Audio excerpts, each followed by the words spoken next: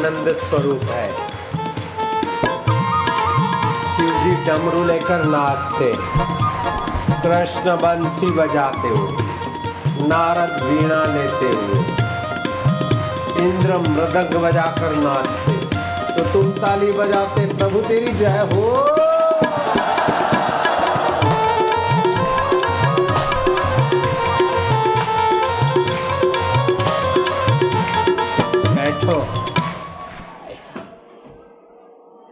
नारायण नारायण नारायण नारायण नारायण नारायण नारायण। हमेशा ज्ञान संयुक्त सत्कर्म करते हुए उन्नत होना चाहिए, और जो ज्ञान संयुक्त सत्कर्म करता है, सत चिंतन करता है, वो यशस्वी और उन्नत सहज में होता है। और मुख को कभी चित्त को मलिन नहीं बनाना चाहिए। ये प्रकृति का शरीर है, प्रकृति की वस्तु है। मन, इंद्रियां और शरीर प्रकृति के हैं, प्रकृति को ही देख पाते, परमात्मा को नहीं देख पाते। लेकिन ये जीवात्मा परमात्मा का अंश है। ये अपने को देखे तो परमात्मा दिख जाएगा, परमात्मा को देखे तो अपनी नजीकता दिख जाएगी। इसीलिए नित्य वस्तु और अनित्य वस्तु का भेद जान लेना चाहिए। शरीर अनित्य वस्तु है, लेकिन आत्मा नित्य है। सुख दुख अनित्य है, उसको जानने वाला नित्य है। जीवन मृत्यु रोग और स्वास्थ्य अनित्य है, लेकिन उनको जानने वाला नित्य है।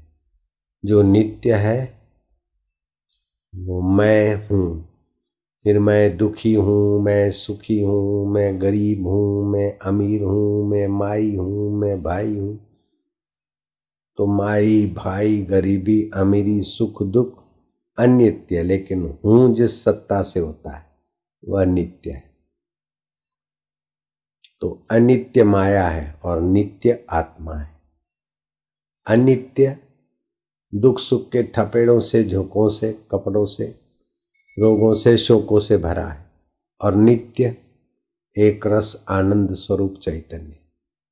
तो रोज सुबह उठे, प्रातः स्मरामि हृदय संस्फुरत आत्मतत्वम।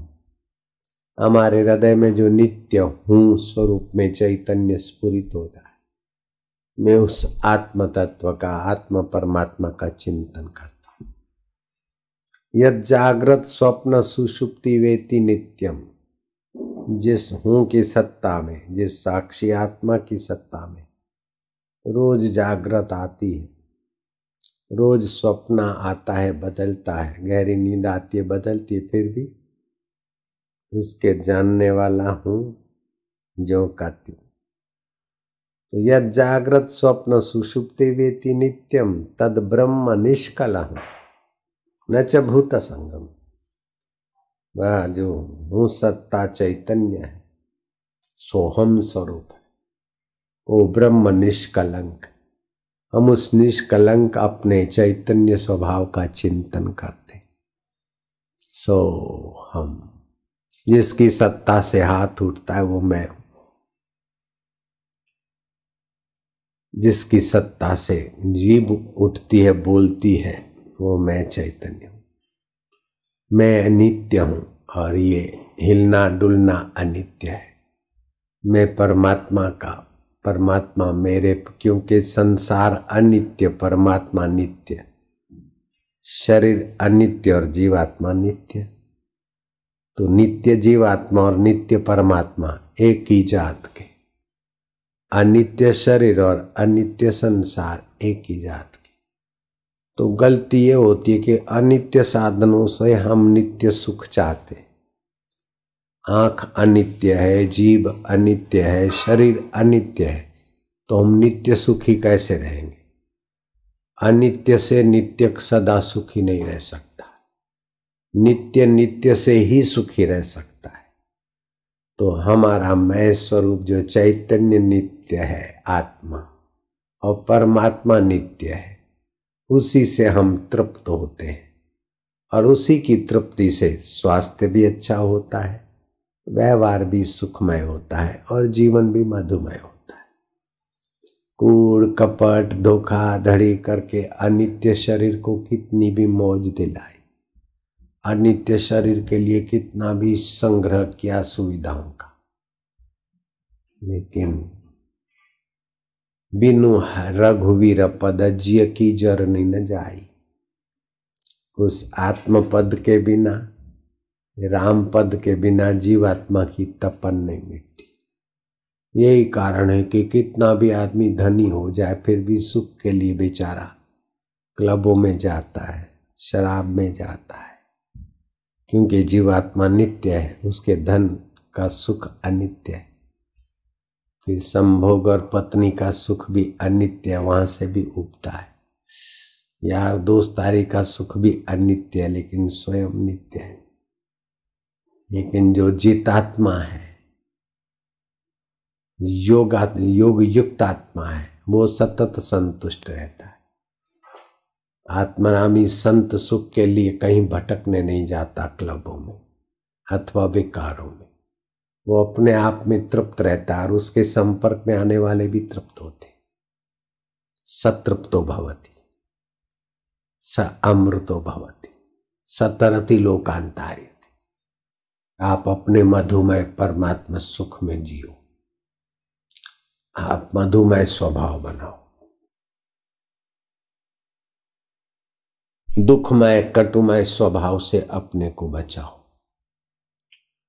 बाहर का संग्रह जितना अधिक होगा उतना आत्मा,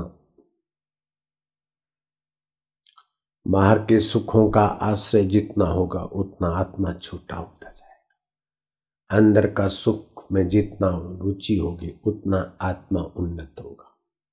शरीर छोड़ना है ये पक्का है, समझ लेना। शरीर चाहे किसी का भी हो, दूसरों को फूंक मार के जगाने वाले के शरीर भी नहीं रहे। यहाँ तक कि भगवान श्री कृष्ण और राम जी ने भी अपना शरीर नित्य नहीं रखा, क्योंकि संसार है अनित्य। संसार अनित्य है, शरीर अनित्य है, तो वैभव अनित्य है। प्रारब्ध में जितना होगा झक मार के आएगा, लेकिन आसक्ति जीव को दुखी कर देती। मुसोलिन आसक्ति के कारण अभी भी झील के किनारे प्रेत होके भटक रहा है। इटाली का सम्राट मिस्टर मुसोलिन, राज करने की आसक्ति अभी भी Ibrahim Lincoln president of America बेचारा व्हाइट हाउस में कभी कभी प्रेत के रूप में दिखाई देता है। आसक्ति मनुष्य को दुख देती है। भगवान कहते हैं अनाश्रिता कर्म फलम कार्यम कर्म करोति। कर्म के फल का आश्रय नहीं। आप नित्य हैं तो आप नित्य का आश्रय लीजिए। फल अनित्य है, पैदा होता है वो अनित्य है। शरीर पैदा हुआ है, कर्म से फल भी पैदा होता है, तो ये जो पैदा होते अनित्य है, वो नित्य को तृप्त नहीं कर सकते। इसलिए तुलसीदास जी ने भी कहा बिनु रघुवीर पद जिय की जरनी न जाई। जगत में सर्व प्रकारे सुखी कौन आहे, मना तुम ही शोधु नहीं पाए। तुकाराम महाराज ने अपने आप को प्रश्न किया, और खोजत खोजत कबीरो गयो हेराई। खोजते खोजते मैं खो गया, जिसको खोजता था वही हो गया। लवण की पुतली गई समुद्र को खोजने, और वो समुद्र को खोजने गए तो लवण की पुतली खो गई, समुद्र हो गई। ऐसे ही अपने मैं को खोजोगे ने तो अपना मैं असली रूप में जो अपने को मान रहे हो अभी वो आप है ही नहीं, और शुद्ध रूप में जहाँ है वहाँ कोई दुख नहीं, कोई बंधन नहीं, कोई शोक नहीं। सतरती लोकांतारिति, अब वो तर जाएंगे, अपन भी अपने संपर्क में आने वाली भी तर जाए। तो ये मनुष्य जीवन मिला है बड़े बड़े करुणा कृपाल की कृपा से। 84 लाख योनियां तो कर्म बंधन में घसीटी जा रही, मनुष्य कर्म करने में स्वतंत्र है। गीता में कहा है, जो देवताओं को भजता है, देवताओं को चाहता है, वो देवलोक में जाता है। यक्षों को पूजने वाला यक्षों में जाता है। गंधर्व किन्नरों को पूजने वाला किन्नरों को, प्रेतों को पूजने वाला प्रेत में। जिनकी जिसमें श्रद्धा होती है उसकी श्रद्धा भी मैं दृढ़ करता हूं और फल भी दिलाता हूं। तो बोले प्रभु, आप उनकी प्रेतों में और यक्षों में, गंधर्वों में, किन्नरों में श्रद्धा क्यों करवाते? उनकी श्रद्धा आप अपने में करवा दीजिए न नारायण। बोले तो मनुष्य जन्म की स्वतंत्रता क्या हुई? मनुष्य कर्म प्रधान विश्व करी राखा, जो जस करे तैसा फल चाखा। हाँ, शरीर छूट गया, उसके बाद वो नया कर्म करने में स्वतंत्र नहीं है, नया चिंतन करने में स्वतंत्र नहीं। कर्म के अनुसार उसका चिंतन और यात्रा होगी। लेकिन 84 लाख योनि में एक ही योनि है, वो नया चिंतन कर सकता है, नई खोज कर सकता है, नए कर्म कर सकता है। वो मुझे ही माने ऐसा, तो फिर उसकी स्वतंत्रता में क्यों लूटूंगा, क्यों छीनूंगा? तो भगवान ने मनुष्य जीवन में स्वतंत्रता दी। आप कैसा भी चिंतन करिए और आपको सत्य प्रतीत होगा। आपके मन में वो अथाह पावर है, अथाह शक्ति। आप जैसा सोचेंगे वो चैतन्य सत्ता, वो परमेश्वर, उसको वही सहयोग देगा। आप सोच लीजिए मैं पारसी हूं, पारसी के घर में बच्चे को रख दो तो अपने को पारसी मानता है। वनझारे के घर में रख दे तो मेरा बेटा अपने को वनझारा ही मानेगा, भले ना भी करे, पुनः मैं क्या वनझारा रे। सिंधी के घर में रख दो बच्चे को तो अपने को सिंधी मानेगा। अमची मुंबई वालों के घर में रख दो तो इकड़म तिकड़म काई कराचा, विठ्ठल विठ्ठल सांगा बाहो, तो पक्का हो गया हमी मराठा है, हमी फलाना है। तो कहाँ लिखा है मराठा है, वनझारा है, फलाना है? जैसा ही तुम्हारे मन में संस्कार पड़े, आत्मदेव ने उसी में श्रद्धा दृढ़ कर दी। अब किसी जाति के लिए बोल दो कि ये जाति तो ऐसी है, तो उसी सभी जाति को मैं मानने वाले लोग बोलेंगे अब कैसा आदमी है, हमारी जाति की निंदा करता है। और किसी जाति के लिए सराहना कर दो, बोले महाराज कितने अच्छे के, बाबा तो भाई फकीर तो फकीर है, बापू जी तो अरे अपने मस्त फकीर है। खुदा खैर करे, बंदा लहर करे, पाकिस्तान में बापू आ गए, हम चलते हैं। जिसको अपना मानते वो प्यारा लगता है, जिसको पराया मानते वो पराया लगता है, जिसको दुश्मन मानते उसकी अच्छी बात भी खारी लगती, जिसको मित्र मानते उसकी गाली भी मीठी लगती है। कैसी स्वतंत्रता दे रखी! जब मित्र की बात गाली भी मीठी लगती तो उस मित्र का जो कुछ है वो मीठा लग जाए तो कितना अच्छा है। सुहृदम सर्वभूतानां ज्ञात्वा माम शांति मृच्छति। मैं प्राणी मात्र का सुहृद हूं, ऐसा जो मुझे जानता है उसे मेरी शांति मिलती।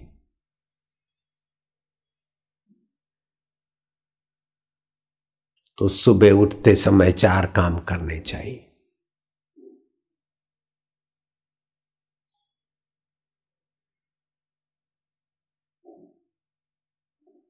एक तो उस परम सत्ता का चिंतन, सच्चिदानंद रूपाय विश्वस्य उत्पत्ति आदि हेतवे। जो सत्य है, चैतन्य है, आनंद स्वरूप है, जिसके अस्तित्व से खुशियां दिखती हैं, जिसके अस्तित्व से चेतना दिख रही है जड़ शरीरों, और जिसके होने से सृष्टि की उत्पत्ति और शरीर की व्यवस्था चल रही है, उस सच्चिदानंद प्रभु को प्रणाम करता हूं। सच्चिदानंद रूपाय विश्वस्य उत्पत्ति आदि हेतवे। उत्पत्ति, स्थिति और संहार का जो हेतु है। तापत्रय विनाशाय, आदि भौतिक, आदि देविक और मानसिक तापों का शमन करने के लिए देव तुझे प्रणाम करता। एक काम, भगवान की प्रार्थना। ये सच्चिदानंद स्वरूप की प्रार्थना में कोई मजहब वाले को अड़चन नहीं। कृष्ण वाले हैं, राम को नहीं, शिव को नहीं भजेंगे, शिव वाले अल्लाह नहीं भजेंगे, अल्लाह वाला उनको नहीं भजेगा, लेकिन सच्चिदानंद तो भाई सभी का वो आत्मा। एक तो सुबह वो प्रार्थना हो जाए, दूसरी बात है कि दिन में शुभ कर्म करने का संकल्प हो जाए, तीसरी बात है कि अपने और परिवार के विषय में, स्वास्थ्य के विषय में विचार कर दिया, और चौथी बात, जो कोई समस्या है अथवा निर्णय है वो प्रातःकाल सात्विकता से करो। बुद्धि में अगर सत्संग नहीं है, सत्शास्त्र नहीं है, कोई जीवन में व्रत नियम निष्ठा नहीं है, तो बुद्धि मन के पीछे और मन इंद्रियों के पीछे जीव का पतन हो जाता है। इसीलिए वेद ने कहा है व्रतेन दीक्षाम आपनोति, अपने जीवन में व्रत लाओ, नियम लाओ। संग्रह की भी सीमा, भोग की सीमा, बोलने की सीमा, वैर की सीमा, मित्रता की सीमा, शत्रुता की सीमा, कुछ सीमा लाओ। एक धारा, वन वे ट्रैफिक ना करो। जीवन बहुआयामी है। अपने जीवन में बहुत कुछ ऊंचाइयां छूनी है। बड़े दुर्भाग्य की बात है कि लाखों करोड़ों वर्ष हो गए मनुष्य को धरती पे आए, अभी तक अपनी योग्यता का 1,00,000वां हिस्सा मुश्किल से विकसित हुआ है। 1,00,000वां हिस्सा। कोई विरले तुकाराम जैसे, एकनाथ जैसे, लीलाशाह बापू जैसे कोई हैं जो कई हिस्से विकसित करके मुक्त आत्मा हो जाते, बाकी के सभी बंधन में पड़े। बड़े बड़े क्लास 1 ऑफिसर और वीआईपी और वीवीआईपी भी बेचारे कर्म के बंधन में पड़े, जन्म मरण के बंधन में पड़े। ये प्रज्ञा का अपराध है। शास्त्र कहता है प्रज्ञापराधो मूलम सर्वदोषाणाम, प्रज्ञापराधो मूलम सर्वरोगाणाम। बुद्धिमानों में तो कम नहीं थे राजा नृग, लेकिन मरने के बाद किरकिट बन गए, तो क्या जिए आप। बुद्धिमानों में भरत राजा कम नहीं थे। अजनाब खंड नाम था इस देश का। भरत की सुंदर व्यवस्था थी। वो खाली गुजरात का राज्य नहीं था, अभी जो भारत है उतना नहीं था। कश्मीर से कन्याकुमारी तक का, और अफगानिस्तान पाकिस्तान अजनाब खंड में था। तब के एक छत्र सम्राट थे। इतनी सुंदर व्यवस्था की कि अजनाब खंड का नाम भारतवर्ष पड़ा। भारत माता की जय बोलते ना, वो भरत की व्यवस्था से भारतवर्ष नाम। लेकिन मरते समय हिरण के चिंतन के कारण प्रज्ञा वहां चली गई। दूसरे जन्म में हिरण बने, लेकिन सज्जन थे और थोड़ा साधन भजन था। भक्ति के बल ने हिरण के शरीर में भी सद्प्रेरणा दी। एकादशी को उपवास रखते थे। फिर ब्राह्मण के घर जन्मे और उसने भी भरत नाम रखा, और अगले जन्म की स्मृति के में एक छत्र अजनाब खंड का सम्राट था, और अब वो भारतवर्ष मेरे नाम से। लेकिन थोड़ा चिंतन हलकट हो गया तो मैं हिरण बना। अब मैं चिंतन जिससे होता है उसी परमेश्वर के चिंतन में रहूं। लग गए, सिद्ध पुरुष हो गए। सिंध सौरभ देश के राजा शांति पाने के लिए कपिल मुनि के आश्रम में जा रहे थे। डोली में बैठकर 4 कहार में से एक बीमार पड़ा, तो उनको जड़ भरत को बेघर कराने के लिए जोड़ दिया। वो दयालु जड़ भरत प्राणी मात्र में अपने स्वरूप को देखने वाले कीड़े मकोड़े जीव जंतु आए तो कैसे उनको कुचलेगा। वो सर्वभूते हिते रता महापुरुष, हिम्मत नहीं होगी। तुम्हारे में ताकत है, कीड़े मकोड़े देख के पैर दबा दो उनको, नहीं कर सकते। अंतरात्मा है ना, वो कौन है जो रोकता है। नहीं तो ये निर्दोष कीड़े मकोड़े आपको क्या करेंगे। वो कौन है जो उनके हित के लिए आपको रोकता है। अगर आप जानबूझ के 10-5 मकोड़ों को लाकर कुचल डालो तो हृदय में अशांति और नालत कौन देता है। अब इतना हाजरा हजूर है, इसका क्या प्रमाण, इससे बड़ा क्या प्रमाण दोगे। कितना साक्षी चैतन्य, सबका नियामक, नियता, कर्म का दृष्टा, फलदाता। कोई नहीं देखे और भला काम करो तो कौन शांति, आनंद और माधुर्य देता है। सिंध सौरभ देश का राजा शांति पाने के लिए जा रहा था। कहार चलते उसमें ये इनको जोत दिया, ये जीव जंतु पर कैसे पैर लगाए, तो जरा कूदना पड़ता था, कूद लेते तो रहुगण राजा का सिर टकराता था। तो उनको वक्र उक्ति से डांटते कि तू तो बहुत दुबला है, हालांकि वे अट्ठे पट्टे थे, तू तो बड़ा कमजोर है, तेरे को दिखता नहीं, हालांकि वो जुआन थे, स्वस्थ। अभी नीचे उतरूंगा, सब तेरे को ठीक कर दूंगा। जैसे टॉर्चेस करते ना, रिमांड पर लेते तो कैसा करते, हाँ ऐसी बारी तरह अच्छी तरह से, कोई असर नहीं होती थी। तूने असर નથી થતી, હમણે હું નીચે ઉતરું છું અને ચામડી ઉતારી દઈશ અને જે જે તારું હાડકું હલશે ને એ તોડી નાખીશ અને તને જીવતા જ મારી નાખીશ। फिर भी आया कीड़ा मकोड़ा तो मारा जंप और टकराई खोपड़ी।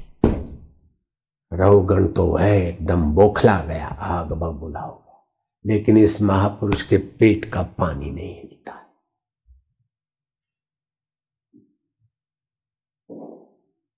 फिर भी कुछ हुआ, दया आई कि मेरे कंधे पे बैठा है, ये तो मुझे नहीं जानता, मैं तो इसको जानता हूं। छोरू का छोरू था, मावतर का मावतर ना था ना। चेले गद्दार हुए, गुरु ने कभी गद्दारी की?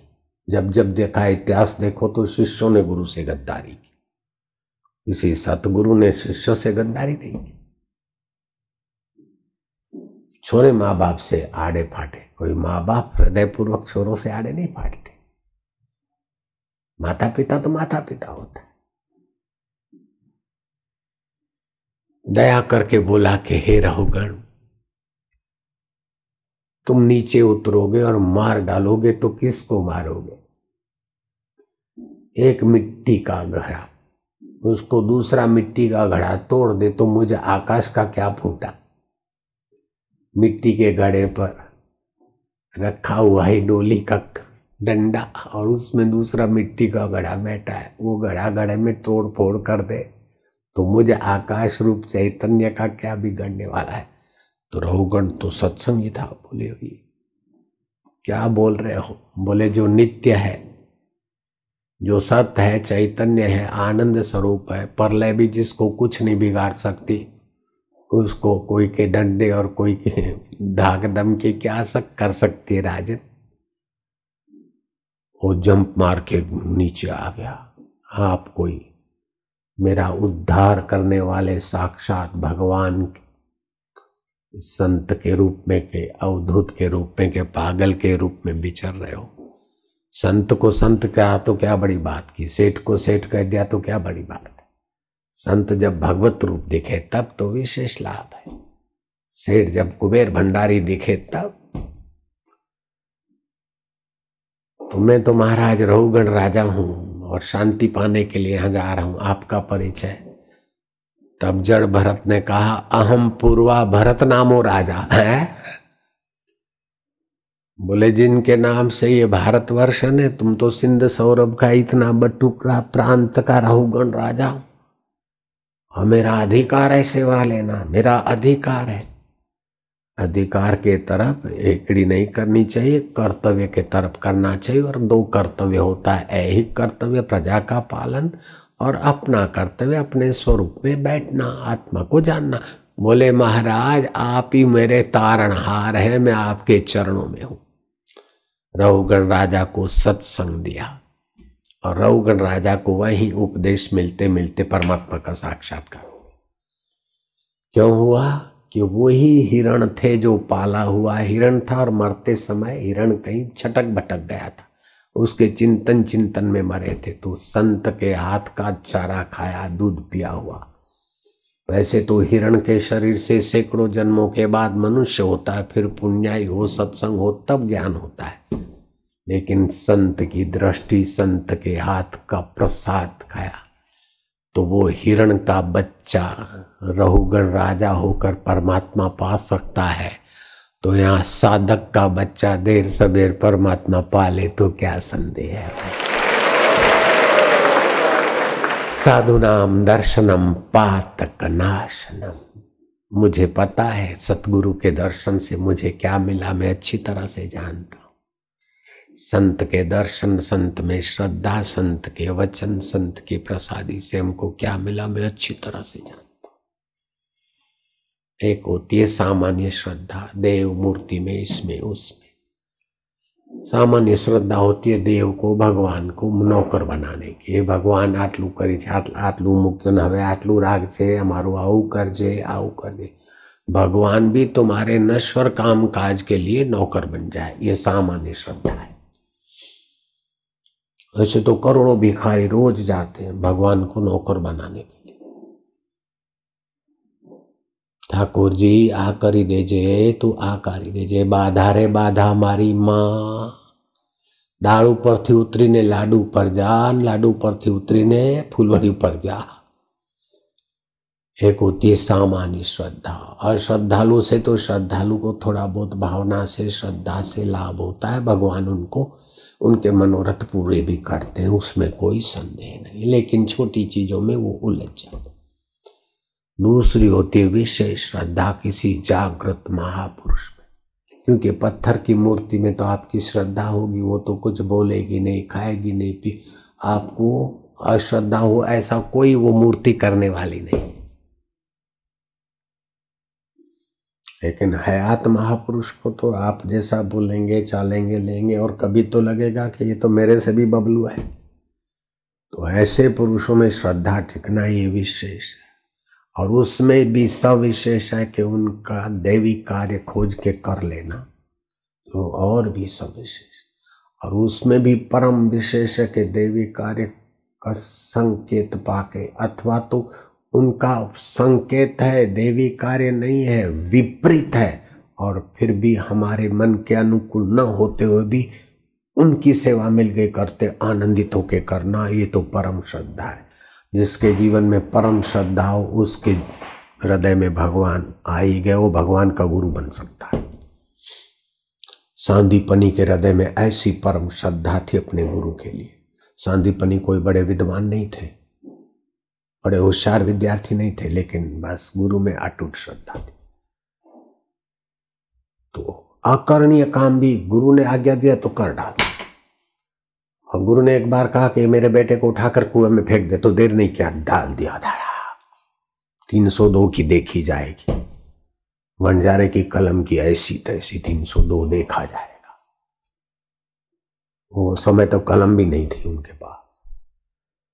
वो गुरु भाई आए, दे बच्चे को तो निकाल दिया, दे दे धड़ाम धाम धाम मार मार के पट्ठा पट्ठा में से कट्ठा मट्ठा बना दिया, दे दे। गुरुजी देख रहे हैं, लेकिन उसको ये नहीं लगता कि गुरुजी देखो मैं मारा जा रहा हूं। गुरुजी चुप बैठे, अश्रद्धा नहीं होती। क्या सांदीपनी की श्रद्धा है। आखिर गुरुजी ने कहा कि इतनी मार खा रहे, कुछ बोलते नहीं। बोले गुरुजी क्या बोलना है आप सब जानते, आनंद है, मार खा रहा है, मत मारो, मैं नहीं बोला था इसको। फिर दूसरा मौका देखकर वो आ रहे हैं कंदमूल लेकर, 25-30 पट्टे कट्टे ब्रह्मचारी। ऐसा नहीं चाय पियो और दाल खाओ, ऐसे नहीं था। ऐ मक्खन दूध दही कसरत आसन प्राणायाम फल फूल कंदमूल खाते, बड़ा मजबूत शरीर रहता था।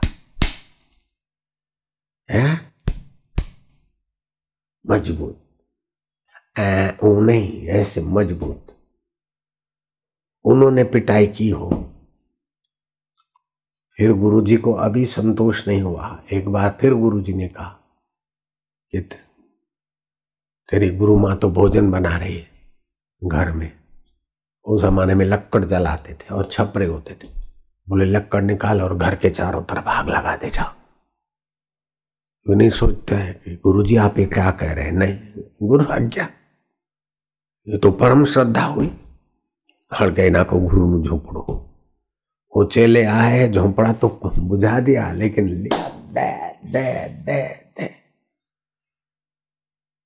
सांदीपनी कुछ नहीं बोला।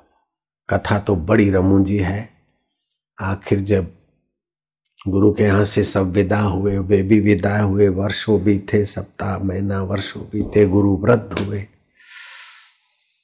गुरु जी ने शरीर छोड़ने का देख लिया कि अब अनित्य शरीर, अनित्य संसार, लेकिन जो भी खास थे उनको बुलाया। आखिरी विदाई हो गई। किसी को कुछ पुस्तक दिया, किसी को तर्प, किसी को कुछ, किसी को आचमनी, किसी को आसन, किसी को पुस्तक, किसी को माला, सब दे दिया। सांदीपनी को कहा कि तेरे को देने के लिए मेरे पास कुछ भी नहीं है, क्योंकि तूने अपने पास कुछ नहीं रखा तो मैं क्यों रखूंगा। बोले गुरुजी बस ठीक है, आपकी कृपा प्रसन्नता है।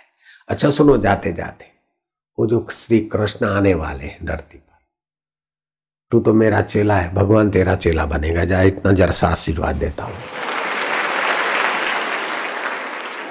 तू मेरा चेला है, विश्वनीयता, भगवान तेरा चेला बनेगा, जाओ।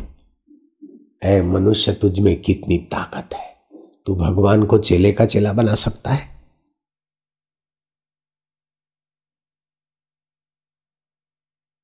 यत् कृते मनुष्य तन्न शक्य सुरासुरै ब्रह्म वैवर्त पुरा।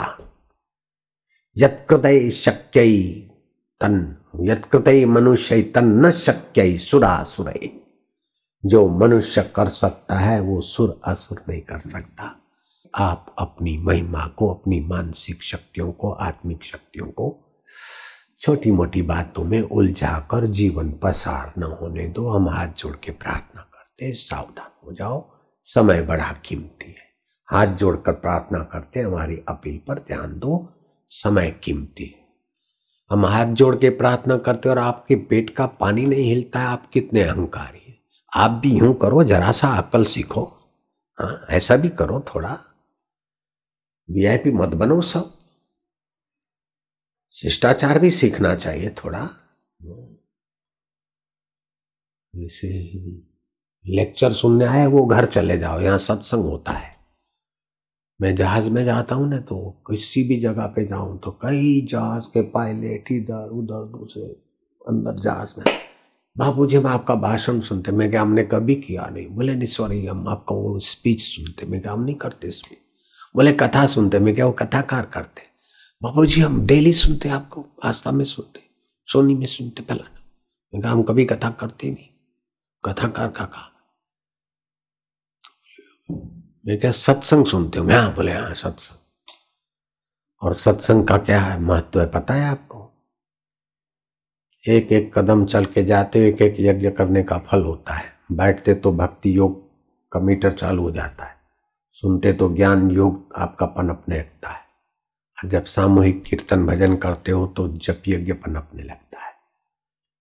मिलकर बोलना सब वीआईपी लोग, एक घड़ी आधी घड़ी, एक घड़ी आधी घड़ी, आधी में पुनिआद, आधी में पुनिआद।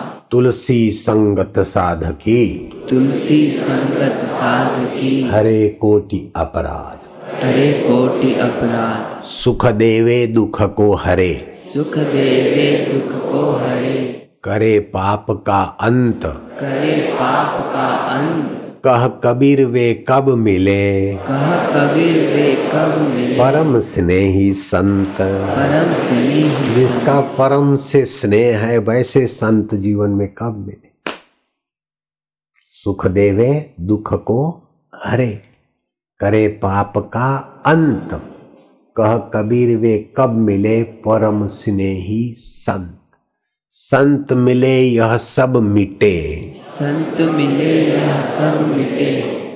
काल जाल जम चोट, काल जाल जम चोट। शीश नमावत डही पड़े, शीश नमावत डही पड़े। सब पापन की पोट। सब पापन की पोट। तो हमको पता है कि हमने गुरुजी के चरणों में शीश नवाया तो हमारा शीश कहाँ चला गया, हमको पता है। गुरु जी के चरणों में बैठकर सत्संग सुना तो हमको पता है हमको क्या क्या अनुभूति हुई और हमको क्या क्या मिला, और हमको अब इंद्र पद कैसा लगता है। तुम्हारे दुनियावी राष्ट्रपति पद और प्राइम मिनिस्टर पद की तो बात ही मत करो। इंद्र पद तो सभी पदों से धरती के सभी राजाओं के पद तो उसके आगे बहुत छोटे हो जाते। हमको गुरु ने वो पद का अनुभव कराया कि इंद्र पद भी हमारे को तुच्छ लगता है। तो कैसी योग्यताएं छुपी है सब में।